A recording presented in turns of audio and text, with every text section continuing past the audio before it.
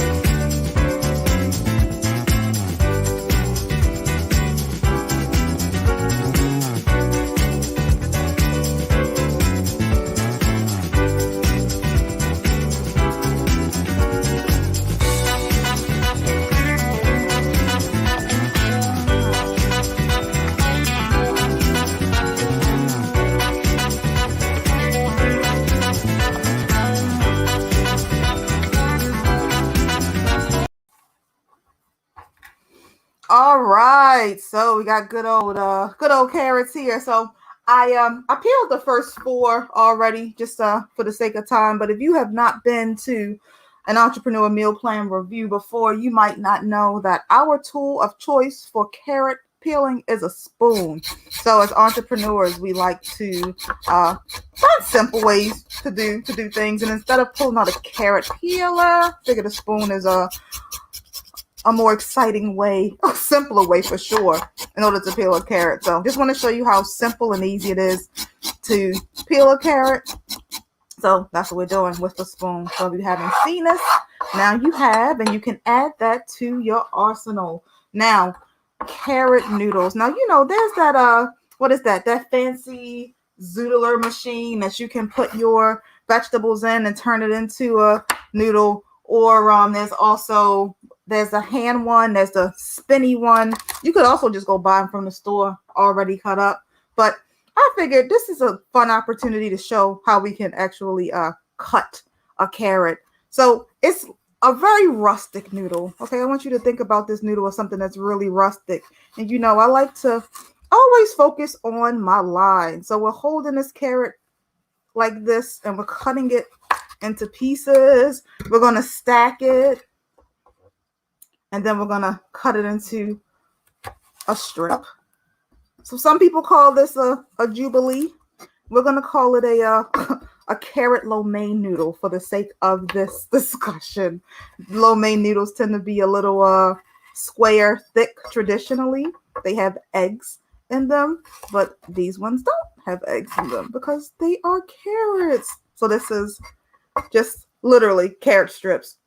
And the reason, you go, why would you do this versus shredded carrots? Shredded carrots don't give you the same bite as we'll call them carrot lo mein noodles do. So that's why you take the time to cut them this way. Or like I said, if your local grocery store, or I believe I've even seen carrot zoodles in the freezer section of grocery store freezer sections. If they offer that, feel free to just use that. But I love an opportunity to show us different ways that we can break down a vegetable and spend some quiet time with ourselves in the kitchen. I think cooking is super meditative, and it's one of the simplest ways for us to show ourselves love, by just finding that time to stop and not only prepare something for ourselves the same way that we usually spend that time preparing things for our clients, our family, our community, but we're preparing it for ourselves. Yeah, I don't know. It might be a little too deep with this carrot cutting, but maybe that's what carrot art is bringing out of my soul right now. So I'm just sharing it with you guys. So behind me is a pot of boiling water that I'm going to end up dropping these continue to brand them as carrot lo mein noodles into shortly. So it's just a pot of water behind me. And I tend to really like the Thai flavor profile. So that peanut butter spice profile really excites me. And just a fun fact about building Thai flavor. The Thai philosophy in food is all about how do we activate every part of the tasting experience. So how do we get the sweet? How do we get the sour? How do we get the salty? How do we get the spicy? How do we get the savory? So their goal is to make use of every possible flavor profile in every dish. So that's kind of fun. I always found Thai food really interesting because it does activate your mouth, your tongue in a totally different way. And it's intentional. That's literally the philosophy of Thai cooking. So if you're ever in the mood for Thai food and trying to figure out how do I create a Thai dish, if you start with find the sweet, find the hot, find the savory, find the salty, find the heat, you'll probably get something that reminds you of Thai food for sure. All right, that's enough carrots that we're going to cut. I'm going to drop them into that's just a pan, hot water boiling, nothing fancy. I didn't put anything in it. You can drop those in for a little bit. Let those cook down. And while those are cooking down, I'm going to make the sauce. Peanut butter sauce. So, what do we think is the base of peanut butter sauce? More than likely, it's going to be peanut butter. And personally, I am a chunky peanut butter person. Be very curious to know if you are a chunky or smooth peanut butter person. But I like the little bits of nuts in there. So I always go for chunky. I always go for the brands that the only ingredient in the jar is the peanut. That's my preference. And I know we've had this conversation maybe not before. But there's a natural separation that happens with peanut butter. And you know what? I'm actually going to make this sauce in this jar, right? Because I'm at the bottom of it. And this will just be a good way for me to store any leftover sauce and not have to find a container for it. So I'm going to actually use this vessel to make this sauce in. So I was saying there's a natural separation of peanut butter and oil. And as people, hold 1 second. Just add a little water to this to break it down. As a community who works to try to eliminate oil from our diet as much as we possibly can, that separation, I know this top of the jar may say stir to reincorporate, but you can just pour it off. You don't need it. It doesn't change anything. So just a FYI. Right now, I'm just working in this water into this peanut sauce so we can break it up just a little bit so we get the creaminess. And it starts off a little challenging, just a little challenging, but then you get to break it down a bit. I'm trying to think about the first time I ever had really good Thai food. Because I remember pad Thai used to be like the only thing I would get from Thai restaurants. Then I realized there was so much other stuff. And then once I learned more about their philosophy, it was a really fun experience. And it's a really, it's a really plant-based friendly cuisine. But you do want to, one thing I do want to caution you with Thai food is that they use eggs a lot in it. So there's some dishes traditionally, like say a pad Thai, all of the dishes for the most part, the pad Thai, the Thai fried rice, the pad see ew, they all come with egg. So if you are looking for a plant-based dish, you can just eliminate that. And the noodles they usually use are rice noodles, so we don't have to worry about them being eggs present in there. Like in Chinese food, the lo mein noodle is a noodle that's made with egg.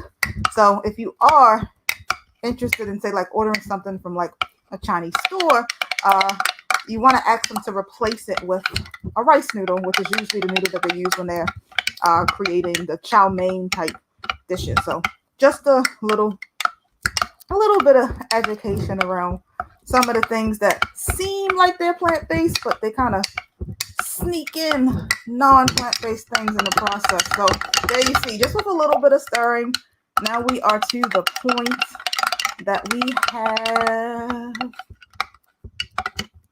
this nice creamy sauce. Right, so what am I going to build into this sauce? I'm going to add some powdered garlic because I love garlic. I'm also going to add in some fresh ginger. Now for me, I feel like fresh ginger is a must for this, even though powdered ginger will work, but it's not ideal, but it will work if it needs to work. And yet again, as you can see, you can also peel ginger with a spoon. So another one of those fun ingredients that you can peel with a spoon. It's so fragrant. It's going to add such a nice spice to this. In addition, if you don't know, ginger is a great anti-inflammatory agent. So I personally love ginger. Love it. The spiciness of it. really makes me excited. I get sad a lot of times when I buy ginger beer, which is not alcohol. It is just fermented ginger and lime for the most part. And it doesn't have that bite, you know? Like the bite is what you want in ginger. So here we go. Fresh ginger goes into this sauce as well. We're going to throw in some good old pepper flakes. I like it spicy. Also, a little bit of this plum vinegar. It's going to give us a little bit of a salty note. Going to do some onion powder. And I'm going to do some apple cider vinegar because I'm out of rice wine vinegar. But the apple cider vinegar is going to give me that that little tang that I want to get from this. And I'm going to do a little bit of lemon juice, but lime juice is traditionally used in a Thai sauce, FYI. So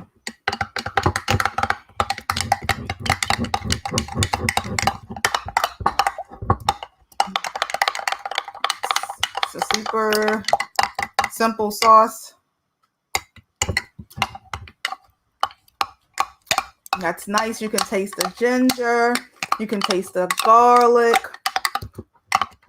Definitely taste the peanut, but it's not too overpowering. Now, if you wanted this to be a little more peanutty, so to say, you can put less water in it. But I dig it. I'm gonna check on the our carrot lo mein. Check on the carrot lo mein.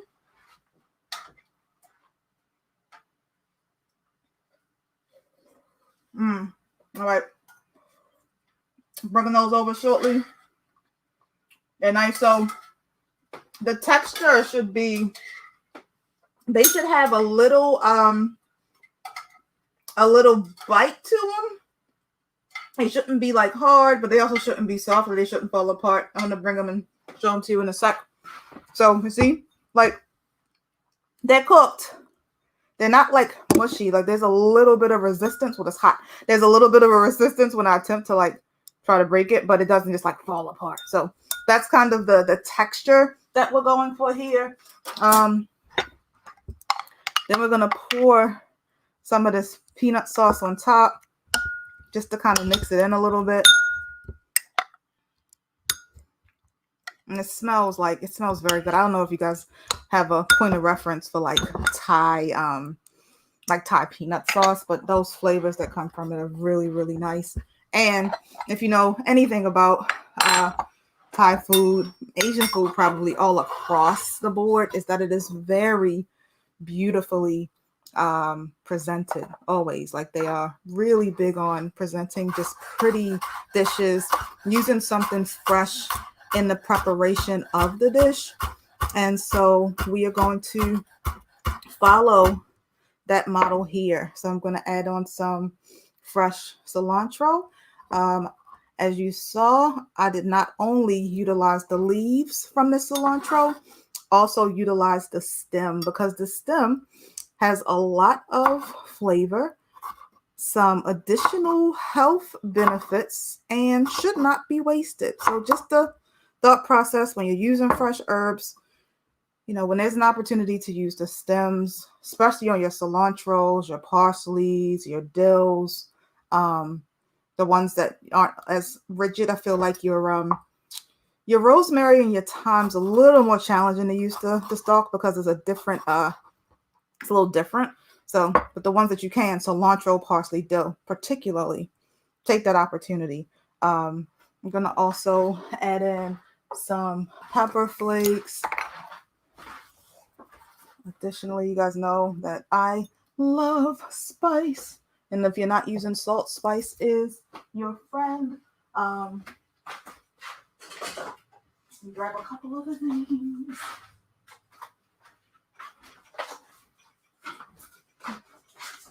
Definitely, you know, one of the favorite finishing ingredients in the EMP kitchen is The sesame seed. It seems like a requirement when you're doing Asian food. So there we go. And I also want to add in a couple of peanuts. Just gonna chop them up a bit, get them in there just for some more texture and a nice crunch, and just builds on that flavor that we have there.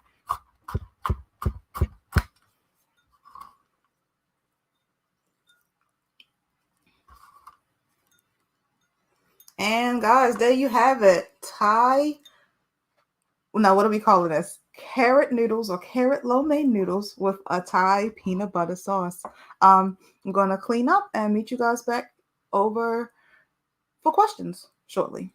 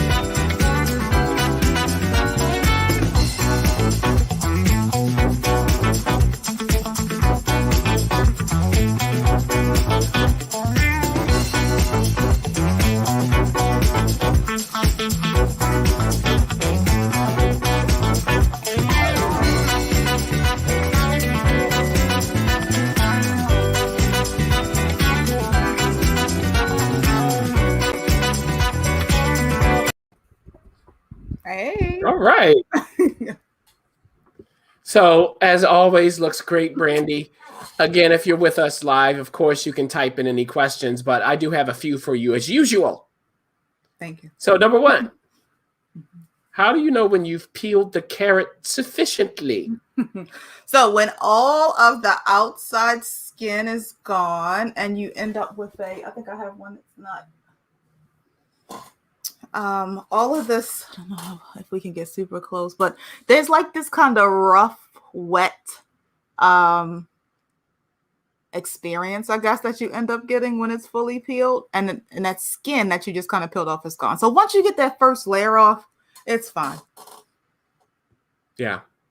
Talking about the noodles, why do they put eggs in certain noodles? What's the reasoning? It's a binding idea. Sometimes it's a richness concept. So some people do it because it's a richness. In certain countries, especially, like I think in China, it's also like that protein thing that they try to get. They use egg a lot as a source of protein. In China, and high protein flour tends to produce a chewier noodle. So if you're using a flour that doesn't have high protein, adding that egg will give you that protein to give you that more chewy end product. So I'm thinking that's probably why they do it there. I think in Italy, it's more of a richness kind of reasoning why they add egg to their noodles when they do. Mm-hmm. Like from vanilla to French vanilla. Yes, exactly. Mm-hmm. Why are we eliminating oil again? Because we don't need it. It's just, if we're gonna have calories, guys, we don't need it. If we're gonna have calories, let's not drink them and let's not get them from oil. That is just how we feel. We just feel like let's use calories very beneficially. Oils also just add unnecessary fat to the body, and fat affects honestly our brains, and our brains are what make us money as entrepreneurs. So we want to keep those as sharp as possible. Yeah. I mean, if you have oil, you have extra weight, period. There's just no other way around it. It's 4,000 calories per pound.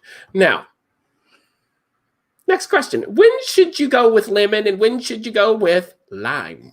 All right. So I feel that lime activates the more salty kind of, more like saltiness, and So I is also, swaying salty now? Is that's yeah, salty? it's a little salty.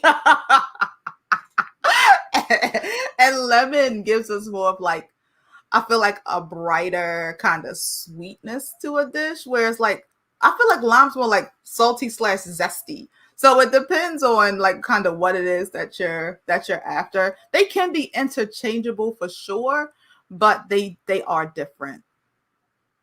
Yeah. One more question. If you're someone who cannot have cilantro, Mm. what could you use instead? I would use parsley here if I was an anti cilantro person. Hmm. Yeah, Wonderful. maybe even basil. Honestly, basil would work really lovely in that dish too. You're getting fancy now with Yes, basil. Or basil, basil, basil. as they say across the pond. Now, wonderful, Brandy. Of course, everybody, we will end with a wonderful image of the carrot noodles and Thai peanut butter sauce. But before we do, Brandy, wrap it up for us. Why entrepreneur meal plan? Yeah, so Entrepreneur Meal Plan is your simple solution to helping to add more plant-based foods to your body and your business. Here we give you plant-based recipes, shopping lists, meal plans, resources to businesses, events that have other entrepreneurs, weekly cooking demos and the replays, and just the reassurance that it is okay to be human on the journey of entrepreneurship. So that's what we do here for only $30.23 a quarter. That's the investment that we're asking from you for all of this great stuff to help to build your business and your body.